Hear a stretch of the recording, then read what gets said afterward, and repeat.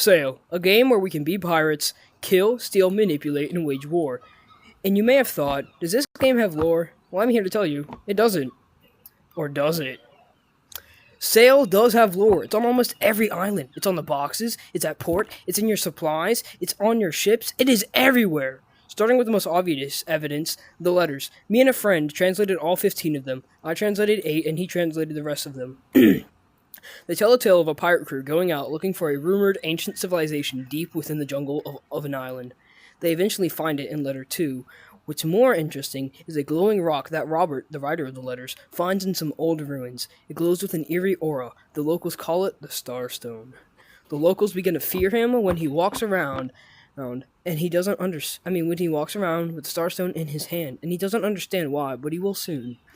Because in letter 6, the natives revive the dead. That's right, the Starstone can bring back the dead. The natives did a ritual, and the man was not normal. He was basically sluggish and a hollow shell of himself, as Robert described it.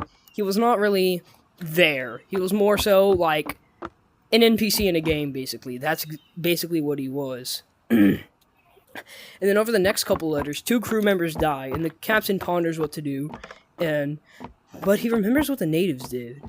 So, he tries to copy them by placing the star on his chest, except it had the same result. He comes back to life as a hollow shell of what he once was, exactly like the skeletons you have fought before. They tie him up and wait at the island for the night. The undead crew member ran off and escaped during the night. Robert's men and the islanders panic. And once they hurriedly return back to port after calling it a cursed land, Robert also wrote in one of the letters that the Starstone holds a plague upon the living and the dead, and he fears that it may soon be released upon us all, something along those lines. When they return back to port, Robert overhears 2 GPTC officers, GPT standing for General Pacific Trading Company, the people who supply you with all them little boxes and stuff.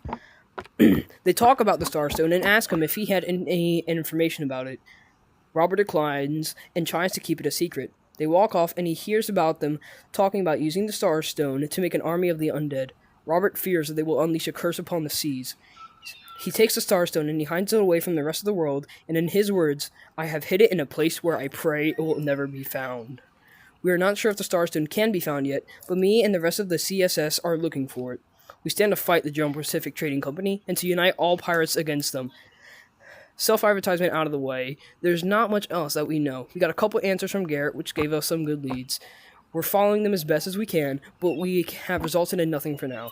But I have gotten a new lead about the single-player version. If you have any leads about the lore, let me know in the comments. I will get in contact with you through Discord or through the MetaQuest app. Anyways, with all that said, safe voyages, and don't forget what Barbosa always says, take what you can, give nothing back.